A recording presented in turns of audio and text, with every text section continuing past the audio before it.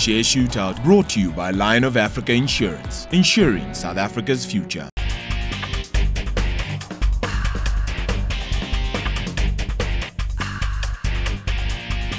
28 weeks to go till we announce the winner of the most vicious stock-picking show on television. I'm Bruce Whitfield. You're watching Share Shootout League right here on CNBC Africa. Now, on the back of last week's GDP numbers, is South Africa headed for a recession? That's quite a serious question. How come the SANDF knows nothing about a second investigation into the Guptas landing their private ramjet at the Waterkloof Air Force Base? And is Herman Mashaba going to convince Helen Zille to get a perm, to make her black like, well, not me, but black like him? I wonder.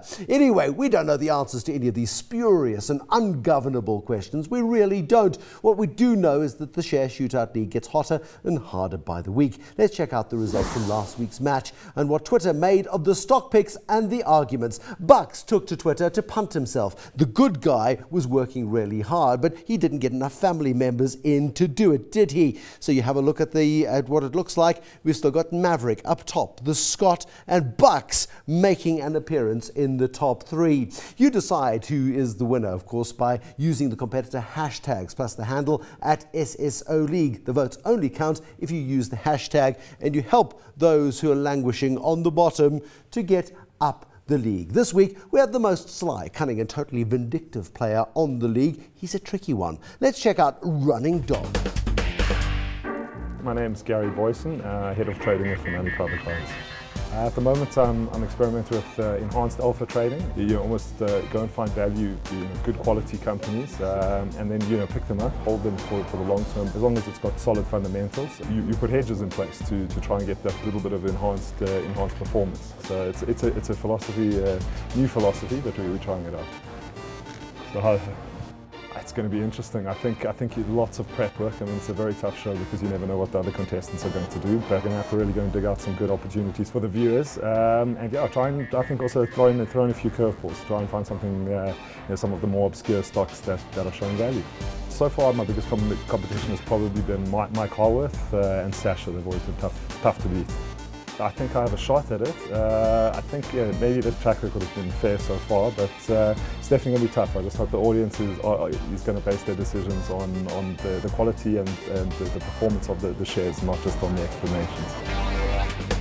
I notice that Gary hasn't had the courage on any of his appearances to wear that buckle. You know, the J.R. Ewing one, of course, that he hopes will take him to the top of the table. Gary Booysen is up against the slick Americano from the cold city of Chicago, or as he calls it, does Mathew Shitetown. It's Mathew Warren, and I'm head of financials and retailers here at First Avenue and a partner as well.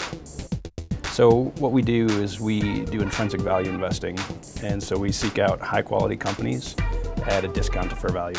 And that's really, that combination that we're always looking for the best combination possible to put that into the portfolio. I think, if anything, just keep it simple. So get to the main points, get to them quickly so that people can understand where I'm coming from and think on my feet from there. Oh, I don't know, I'm new to this, so I guess I must just bring my A game and see what happens. I'll give it my best shot, certainly. Stock pitch is always a good way to get your thoughts out quickly and efficiently. We have to do that in the shop here, so why not do it for the benefit of the viewers? Both Gary and Mathew, of course, gunning for the #1 spot, as no one on the league has 6 points yet. That means that nobody's recorded 2 wins in a row. Time for the house rules now. Each stock picker you know the rules, blah, blah, blah. It's not that complicated. If you haven't watched before, you'll pick it up. You're not that stupid. Gentlemen, let's have a humdinger, please. All right, you want to know the rules because you haven't been here for a while. They each get 30 seconds to argue their stock picks. They can choose from the JSE Top 100. Plus, they get an offshore allowance of 1 international pick per round. They're not forced to take international stocks, but a lot of our players have been doing it from selected global indices.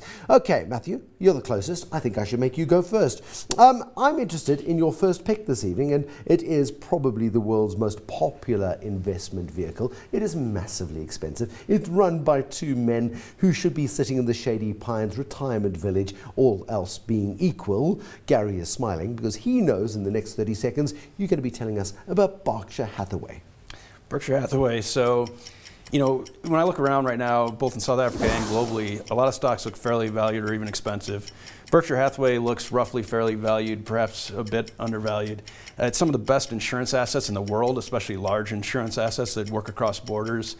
The operating assets, the industrials, are also some of the best, most competitively advantaged companies around the world that have been handpicked by two of the best investors of all time.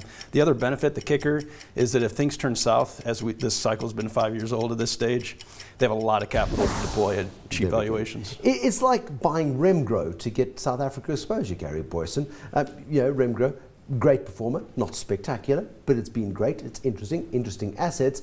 Berkshire Hathway as a global version of Remgro? Yeah, definitely shooting it down. Like, look at the performance of the last... Sorry, you're shooting down the world's most respected investor. And I don't mean Mathew, I mean And I'm going to do it on performance grounds. Last 5 years, he's underperformed the market 4 out of 5 years.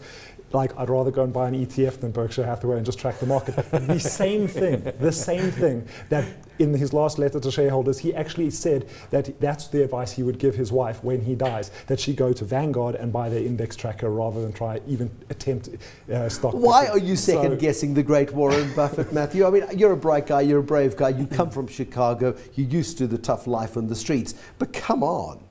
No, I think that shows how long the cycle is. So when the cycle is this long and risk assets start to outperform, that's when Berkshire Hathaway's performance tends to lag just a bit. And then as soon as the cycle turns, things turn south, his high quality companies stand up much better than the rest, and then he puts capital to work. Why should the cycle turn? Well, I mean, it does, every cycle but turns. Why should it turn now? I mean, the average cycle in the States, I think, is around 4 or 5 years, and we're sitting at 5+ now. So I have no idea when it'll turn. Warren doesn't know, but they have the cash ready for when it does. He's assuming that the cycles are the same as they always were, Gary, but in the last 5 years, unprecedented amounts of capital have been poured into the US, unprecedented low interest rates. This time it may be different? I don't think this time. I think we'll definitely go through a cyclical downturn at some point.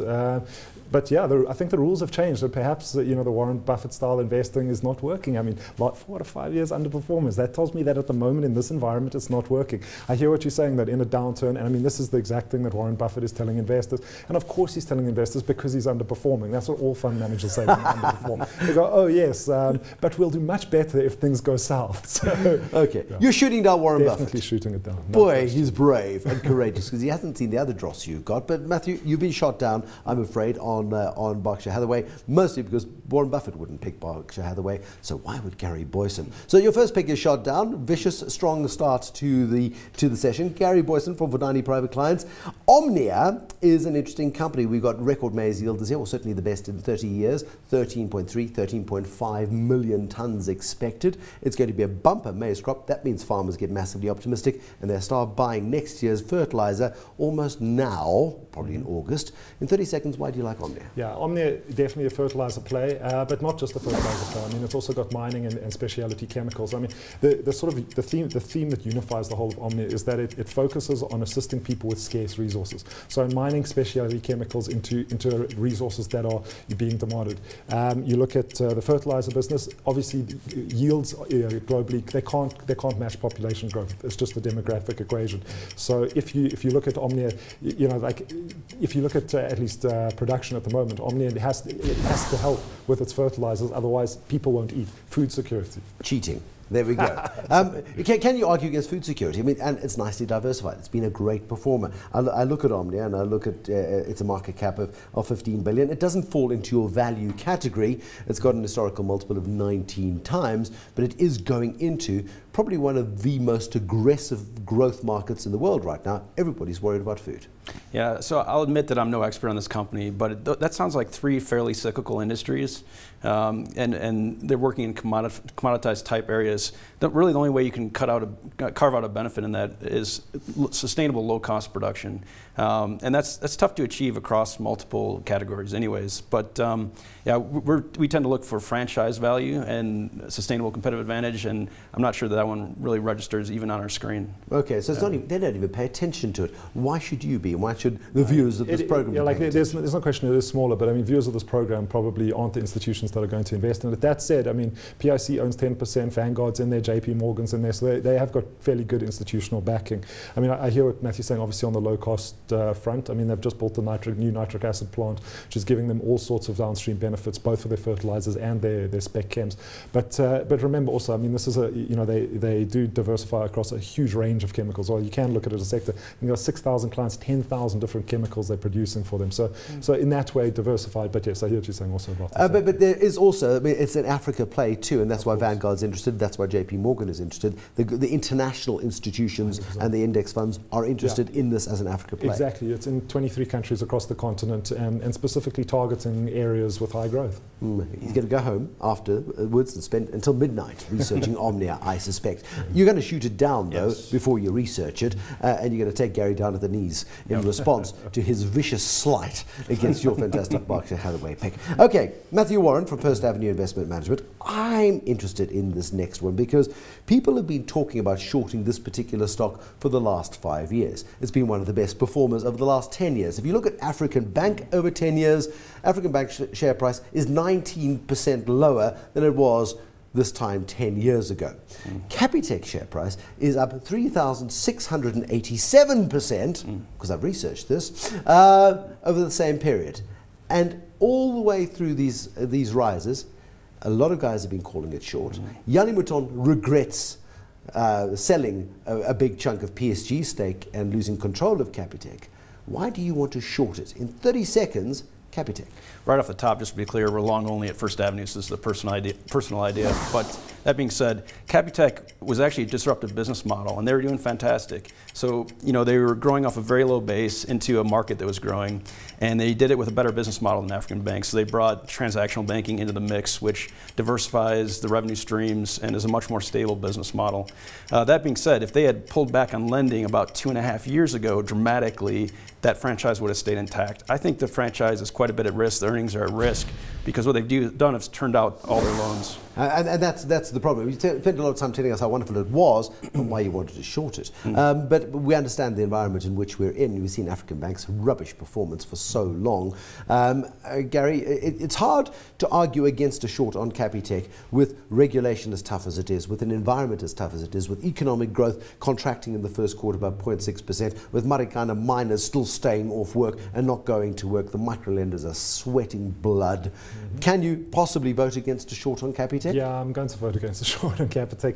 Like you said earlier, I mean, I think Standard Bank put out a sell on Capitec at 30 rand. So, I mean, you know, analysts have been trying to call the top of this one for a long time. It has stagnated sideways, so it's probably not one of my favorite banks. But again, I don't think it's necessarily, you know, going to collapse in a heap. There's no question it's not able. It's not exposed. This book is not the same as Abel's, and I think, you know, it's got fairly, you know, solid fee income. And I think, like, the reason is, I mean, Mathew actually talked about, you know, how strong its business model is. For me, the fact that, I mean, we used to price it like a retailer because it operates retail hours. It's low cost sort of branches all over the place. I think it's a very exciting story. It's run into trouble now that it's hitting sort of up against the, you know, the markets of the big four banks. But more middle class South Africa is banking at Capitec. If you need nothing more than a current account and internet banking access, you'd be nuts not to go and use that as a very simple, cheap, accessible banking solution. It's in the shopping malls. They've really cleverly positioned this.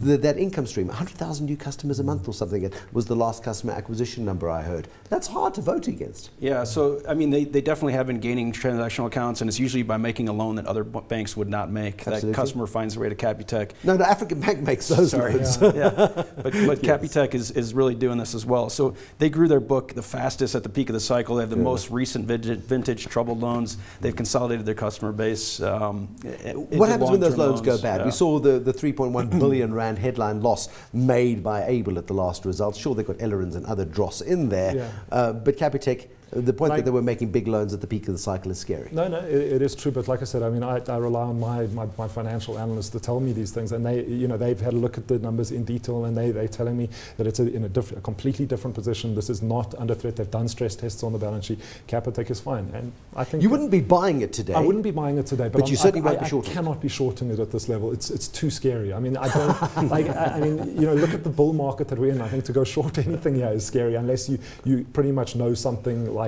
he's going to come out of the woodwork, something on like Pinnacle or African Bank. That's where you're going to make money on shorts at the moment. Shoot it down.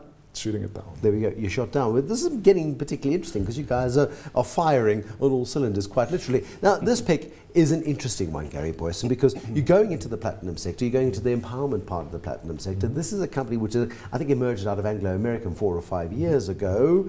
Tell me why, in 30 seconds, you like Atlatsa. Yeah, Atlatsa, and it is a very small company, but Atlatsa, I mean, it's not facing any of the pressures that the other platinum miners are facing. I mean, it's increasing production, last quarterly results, production up 19%, huge open cast mine, works with its community, so it doesn't have a migrant labor problem, no strike issues, anything like that. This is a kind of company that's going to be able to deliver platinum into a market that's in deficit because of the problems at the larger mines. It's just had all its debt refinanced from Atlatsa, so it's on a growth path at the moment. They're looking at going from 176,000 ounces to 400,000 ounces in the next 3 years. Well, the question is, can they deliver, of course, Mathew? Do you believe they could? No, so we don't touch any platinum miners at this stage. When you look at South African platinum mining, it doesn't really resemble capitalism, in our opinion. You know, just given what we said, I mean, there's been a lot of platinum off the market. There's deficits and such, but really, there's a lot of above ground stock. And is there a lot of above ground stock? We've had these stockpiles above ground being depleted quite dramatically, I would assume, for the last 5 months, since nobody's been digging this. Well, the big players have not been digging the stuff out. And the platinum price hasn't moved, and I think that shows you the fact that the large players have pressure from the government to produce and to employ whether or not it makes sense to mine the metal. So it's really hard to cut back on supply in this market. Gary? It's not hard to cut back on supply when you don't have anyone working at your mine. So, I mean, the strike, I think, has depleted platinum reserves, fairly significantly. But it's not just something that you've got to look at. It's not just the platinum story in this. It's also the PGM basket. So, if you look at something like palladium, this market is going to be in the largest deficit in 20 years. I mean, almost since they were first tracking these things. That's how big the deficit is. So, I mean, agreed, the price action hasn't come through yet, but it's inevitable. It can't stay down like this. This strike carries on for another 2 months. I cannot see that the Implats, the Amplats and the Lonmans are going to have huge stocks left. Yeah, they can't. And when that platinum price starts to move, you've got to know how to take advantage of it. You either buy an ETF, palladium platinum ETF, or go and buy a miner that is producing, that's going to be able to sell at far higher prices. If the strike ends in the next week, costs. Does your position remain intact? Yeah, completely intact, because the one thing is, like you mentioned, it is a BE partner as well. So the other thing that you've got going for this company is that it's, it's got a lot of opportunity to partner with the likes of Lonman and Amplats because of the mining charter this year. And remember that this is the year they need to have 26%. Amplats and Lonman still below that. Atlatsa is the perfect BE partner for them.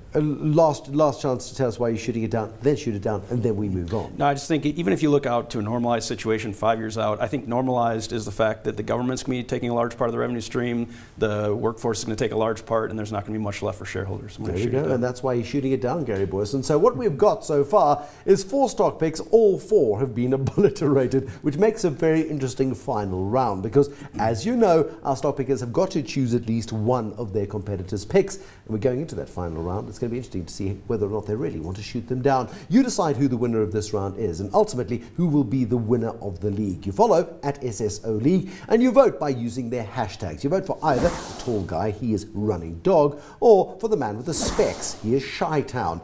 Time for us to shoot off to the break, but more SSO League or Share Shootout League, use the hashtag SSO League if you want to vote on Twitter. Otherwise your votes don't count. More on the other side of this.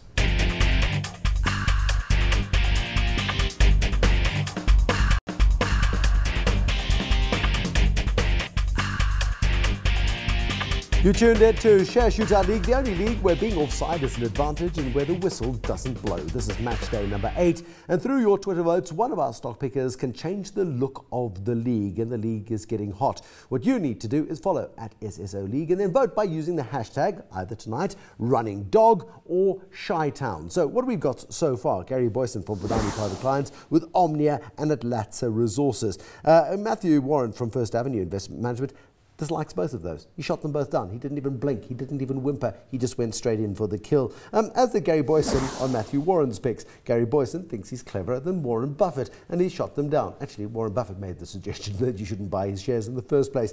Capitec, Mathew Warren wants to go short. Gary Booysen wouldn't buy it, but he certainly is not going to go short on it.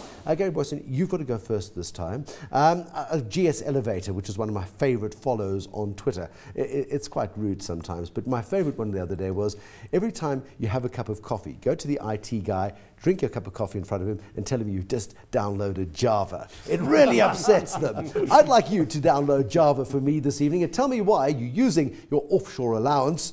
30 seconds on Starbucks. Yeah, buying Starbucks, I think it's fundamentally a fantastic brand. I mean, it's very much US based though, so I think the real opportunity is, I mean, they are pushing into other markets, but I think that's where the real kicker. When they export that brand, there's going to be huge benefits for them.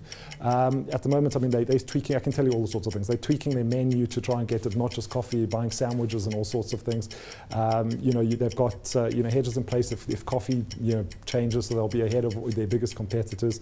They're rolling out stores like you can't believe. They're targeting about 1,500 more. But they're not here officially anyway. Shareholders can still buy them. Okay, I don't care. I refuse to support. I refuse to support them. I mean, the chief executive, of course, was due to come to the Discovery Leadership Summit, and a week before he pulled out. I was terribly excited when I saw that he was going to come. What's his name again? Howard Schultz. Howard Schultz. Thank you very much, Howard Schultz. Fantastic book. Pour your heart into it. All about the story of Starbucks. It's not the world's greatest coffee, but it's probably one of the world's greatest coffee experiences. And I can see you developed a bit of a shake thinking about what you're missing out on being here, Mathew. I enjoy the coffee, and I think it's a great company. They might have overexpanded or maybe been a little sloppy about it a while back, especially after the CEO had stepped aside for a bit. He came back, and they've really cleaned up the operations. So you can see that leadership matters, even when you're selling high-margin coffee. But no, I think it's a great company. I haven't looked at the valuation too much, but I think it's a really high-quality company. It's not cheap. Look, it's on a historical multiple of 30 times. It's got a market cap of $55 billion. This is huge. Yeah. It's an enormous, largely global business, but it is a growth business, and it is a business that people are prepared to go and spend time in because it's an experiential business rather than a product seller, which is, I think, what differentiates it from someone just getting a cup of coffee. Yeah, no, I suspected that kind of premium is likely fair value. It's a franchise. It's not going anywhere anytime soon, and they should be able to charge for their brand, for the coffee, for their locations, all those things. So you're not too uncomfortable accepting it? No, not at all. Okay, there we go. Do you miss Starbucks? I do. I just miss the smell. I can smell one now in my head. Money. Make a lot of money, absolutely. I mean, what they charge for coffee and how they get away with that is completely ridiculous. Can I walk past a Starbucks and not buy one? No, I can't. Therefore, Gary Booysen, your pick is accepted. Mathew Warren from First Avenue Investment Management. It's a company which is global, but you can buy it on the JSE. Therefore, it's not your offshore allowance. You would have had to use it 12, 18 months ago, of course, to buy British American Tobacco. It's worth 1.6 trillion rand. It has been one of those stocks that has just risen and risen and risen along with people's bad habits. 30 seconds on British American Tobacco. Yeah, it's a branded addictive product, and they have large global market share. The way I think about this company is that it's almost like a global inflation linker. So it's still a stock, it still has risk, it still has upside, but really the pricing power that they display period after period, when the volumes are actually weaker, they price up more. So it's an inflation protected earning stream that's diversified across countries, across geographies, across currencies. Yeah. We like the company, we own it. Yeah. Enjoy British American Tobacco. Okay, do you smoke? I used to, and I certainly don't anymore, and I don't want my kids to, so that's the kind of and that's the argument about this being a dying market. You talk to somebody like Paul Theron, he refuses to touch it on an ethical basis. He says, no, smoking is bad for you, and goes out for a 10-kilometer run just to cleanse his soul. On the other side of it, of course, it is a market where they've got enormous pricing power. Half a packet of cigarettes, or third, I don't know what it is made up of tax.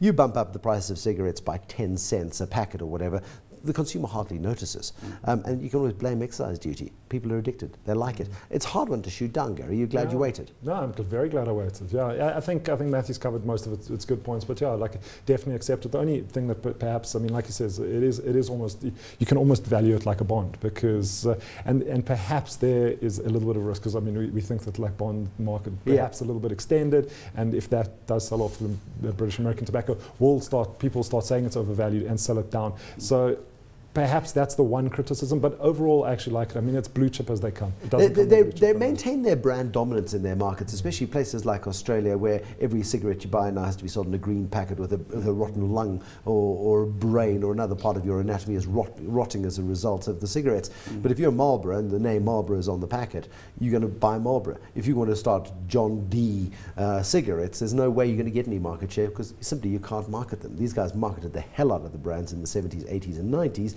and are still benefiting from it. Yeah, I think plain packaging is actually one of the long-term tail risks that you have to watch very closely. Australian demand has actually been up since they introduced that, so it hasn't worked so far.